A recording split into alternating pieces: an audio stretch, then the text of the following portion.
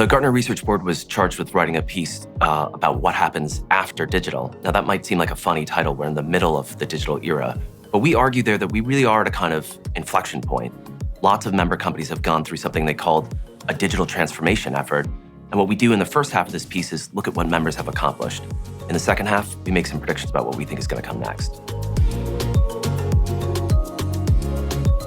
Today, the mobile phone is really the center of the digital universe. It's the device that most of us use all the time to get online. There are a lot of other devices in our lives, tablets and PCs, but you could argue that they're sort of accessories to the mobile phone. What we urge members to think about is the possibility that some other endpoint or some series of endpoints might become dominant endpoints for getting online. So the VR headset, if it became a major endpoint, would really radically change the way people do shopping, for instance. We can imagine a world in which your devices order your products for you on demand, a world in which machines are ordering from machines. That's a kind of ambient computing scenario. The summer research is called The Red Queen, sort of coyly titled after a character in Lewis Carroll's Through the Looking Glass.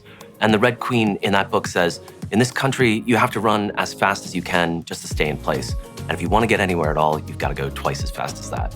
So obviously you can't go twice as fast as you possibly can.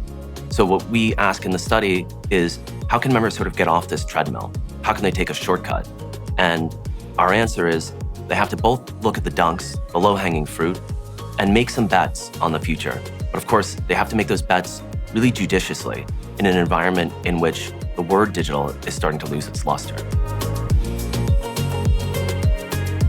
The Gartner Research Board believes that global technology executives should be making a plan today to identify the dunks and the three-pointers, the things that are really sure things, and the big bets that they're not so sure about that could have huge payoffs.